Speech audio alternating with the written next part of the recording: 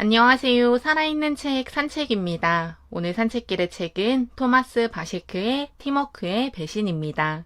제목에서도 알 수 있듯 팀워크를 다시 생각해보게 하는, 팀의 조화를 이루는 것이 항상 긍정적인지 재고하게 하는, 근본적으로 팀에서 일하는 것이 정말 시너지를 내는 것인지 등을 질문하는 책입니다. 저자는 서론에서 이야기하듯 팀 내 갈등을 옹호하며 조화는 사람을 멍청하게 만든다고 하는데요.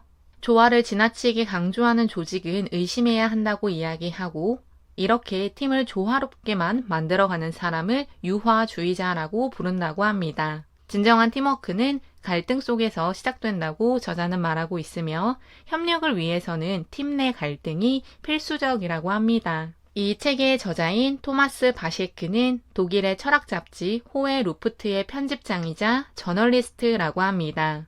글로벌 기업을 이끌며 세계 최고의 인재로서 엄청난 성과를 거두는 컴퓨터 천재인 너드들의 성공 비결을 취재했다고 하며, 고대 철학부터 심리학과 최신 뇌과학 연구까지 다양한 분야의 학문적 이론을 조사했다고 합니다. 20년간 대형 잡지사와 언론사에서 기자로 일했다고 합니다.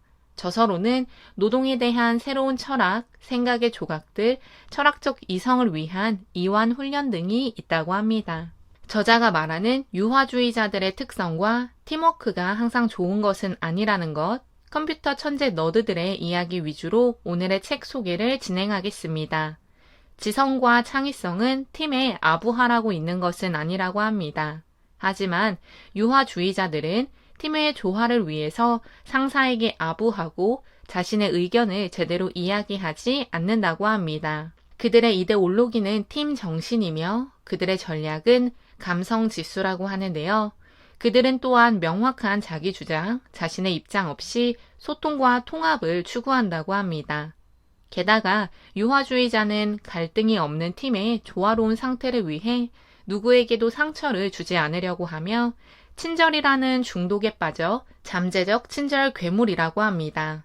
또 유화주의자는 시너지 효과를 들먹이고 윈윈을 외치며 전략을 짜고 구조는 개편해 프로젝트를 추진하기 전에 먼저 검토해서 조화롭게 프로젝트를 진행할 수 있도록 한다고 하는데요. 이때 갈등이 생기지 않기 위해 노력하고 갈등이 생겨도 소통의 문제라고 이야기한다고 합니다. 감성지수의 중요성을 지속적으로 이야기해오고 있지만 만족을 느끼는 사람이 반드시 더 생산적이고 성공한다고 볼 수는 없다는, 감성지수가 꼭 업무를 하는 데 있어 창의성을 발휘시키고 생산성을 높여주는 것은 아니라는 연구 결과들이 나오고 있다고 합니다.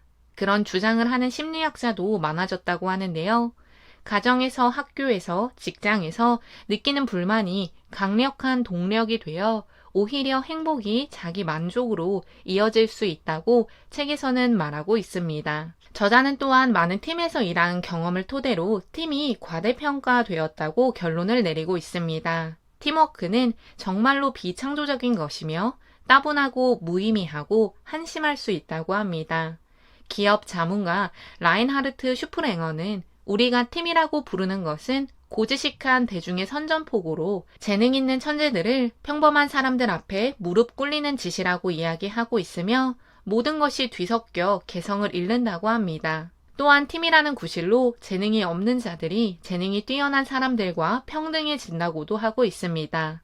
다양한 연구 결과에서도 보듯 집단이 커질수록 개인의 노력이 줄어들게 된다고 하는데요. 개인이 밧줄을 혼자 잡아당길 때는 평균 63kg을 당겼지만 3명이 함께 당기면 160kg을, 8명이 함께 당기면 248kg밖에 당기지 못한다고 합니다. 이렇듯 팀이라는 것은 오히려 개인이 가지고 있는 역량을 줄어들게 할 수도 있다는 여러 연구 결과를 책에서는 계속 제시하고 있습니다. 저자가 말하는 팀워크의 배신은 의견을 모을수록 엉뚱한 답이 나온다, 팀이 개인보다 멍청하다, 브레인스토밍은 서로에게 해가 된다, 집단 지성은 없다, 팀 정신은 협업을 가장한 희생이다, 팀에서는 다 함께 결정하고 아무도 책임지지 않는다는 것입니다. 물론 그렇지 않은 조직은 집단 지성을 발휘해 문제를 해결할 수도 있는 경우도 많은데요. 팀에 관한 이야기를 보면 귀에 걸면 귀걸이, 코에 걸면 코걸이 라는 생각이 들기도 했습니다. 저자가 말한 팀워크의 배신을 조금 더 구체적으로 이야기하겠습니다. 우리가 잘 알고 있는 실험 결과처럼 A라는 사람이 정답을 제대로 말하고 있지만 A를 제외한 다른 사람들이 오답을 정답이라고 이야기했을 때 A가 마음을 바꿔 오답을 정답이라고 이야기합니다. 이처럼 집단이 제대로 된 답을 찾지 못했을 때 그를 동조하는 사람들로 인해 엉뚱한 답을 찾게 되는데요. 특히 어떤 결정에 확신을 갖지 못할 경우에는 한 사람이 주도권을 잡게 되고 답이 산으로 가기도 합니다. 이처럼 팀 내에서는 오히려 집단 지성의 발휘가 아닌 한 사람의 멍청한 생각이 그 팀에 만연해지는 경우도 있다고 합니다. 또한 팀원이 실수를 하게 되면 팀은 이 실수를 장려하게 된다고 하는데요. 잘못된 생각, 잘못된 행동임에도 불구하고 유화주의자들은 조화를 원하기 때문에 또는 다른 사람들의 눈밖에 나지 않기 위한 팀원들 때문에 사람들은 나쁜 것도 긍정적으로 평가하게 된다고 합니다. 하지만 이를 그르치고 난 후 자기에게 물어봤을 때 자신은 그렇게 하지 않았을 것이라고 대답한다고 하는데요. 이처럼 진짜 생각이나 지식을 말하지 않는 팀원들로 인해 팀이 개개인보다 더 멍청해질 수 있다고 합니다. 팀 내에서 진행하는 브레인스토밍은 창의적인 결과를 도출할 것이라고 생각하지만 우트레이트 대학교에서 거의 30년 동안 브레인스토밍의 유용성을 연구한 사회심리학자 볼프강 슈트로베에 의하면 그렇지 않다고 합니다. 집단 브레인스토밍의 결과가 혼자서 짜낸 아이디어의 절반에 불과하다는 결과를 내놓았고 아이디어의 수준마저 개인의 것이 훨씬 더 창의적이었다고 합니다. 팀에서 브레인스토밍을 진행할 때에는 다른 사람의 아이디어를 계속 들어야 하기 때문에 그를 듣고 있을 때는 창의성을 발휘하기 쉽지 않다고 하는데요. 이를 상호 생산 저지라는 현상이라고 부른다고 합니다. 또한 팀 내 브레인스토밍은 평가에 대한 두려움이 생기기 때문에 사람들이 창의적인 생각을 하지 못하게 한다고도 하는데요. 연구 중 비판과 토론을 허용한다는 조건을 걸면 브레인스토밍이 훨씬 유익하게 진행되었다고 하는 결과를 책에서는 제시하고 있으며 저자는 무례하다고 여겨지는 행동을 하라는 조건을 걸면 오히려 브레인스토밍이 효과적이 될 수 있다고 합니다. 팀원 중 한 명이라도 그건 아닌 것 같은데요 라는 한마디만 한다면 팀 내에서 동조하고 조화를 추구하려는 분위기가 와해될 수 있다고 합니다. 아닌 것을 아니라고 말하는 삐딱이들이 필요하다고 하는데요. 또한 저자는 반대 의견을 내는 것이 아니라 다른 사고방식을 통해 조화 문제에 맞서는 사람들이 있다고 이 책에서 말하고 있습니다. 그들은 너드들이며 너드들은 특별한 자유사상가들이라고 합니다.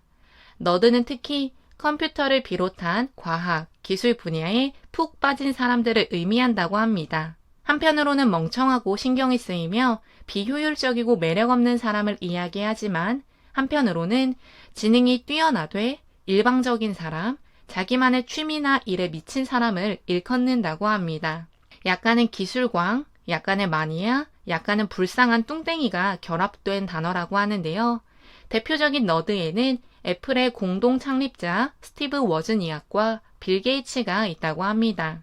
이들은 자신들의 아이디어로 우리가 사는 세상을 끊임없이 바꾸고 다른 방식으로 사고한다고 합니다. 그들은 사물이 어떻게 작동하는지를 알고 싶어하고 규칙을 분석한다고 합니다. 그들은 유화주의자처럼 자신들의 느낌만 믿으며 일하지 않고 분석하고 계산하고 수량화하려고 한다고도 하는데요. 자신의 말이 무조건 맞다고 주장하기보다 왜 옳은지 증명하려고도 노력한다고 합니다. 굳이 나서서 목소리를 내며 다수의 의견을 반대하지 않아도 다수의 방식과는 다르게 자신들의 생각을 현실에서 보여주고 있다고 합니다. 너드들은 정말로 민주적인 기업, 팀워크를 발휘하기 위해 갈등을 두려워하지 않는 기업들을 만들어갈 수 있으며 저자는 하드라이너의 존재도 말하고 있습니다.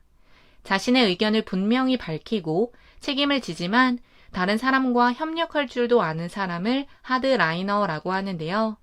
갈등을 겁내지 않고 오히려 생산적인 방향으로 이끌 줄 아는 사람을 지칭하고 있습니다. 권력이 아닌 권위를 활용하는 리더들이 하드라이너라고 합니다. 조화를 추구하는 것은 당연히 중요하지만 회의 시간에도 조화롭게 하하호호 웃으며 2시간, 3시간을 보내는 것은 책에서도 이야기하듯 쓸데없는 일이라고 합니다. 누군가가 의견을 냈을 때 무조건 그 의견에 동조하는 것이 아니라 반박할 수 있다면 근거를 들어 반박하고 더 나은 결정을 할 수 있도록 하는 것이 정말로 팀을 위하는 것이라고 하는데요. 개인적으로 생각했을 때 저 역시 삐딱이였다고 생각이 들었습니다. 다른 팀원들은 상사의 말에 무조건 좋다고 이야기하고 순응하고 동조하며 그렇게 해보자고 했지만 저는 아니었던 경우가 종종 있었습니다. 팀의 발전을 위해 더욱 많은 아이디어가 나오고 그런 아이디어를 제시할 수 있는 환경이 만들어지는 것이 아주 중요합니다. 따라서 팀을 이끄는 리더라면 팀의 분위기를 생산적으로 만들기 위해 끊임없이 노력해야 합니다. 오늘 산책길의 책은 팀워크의 배신이었습니다. 감사합니다.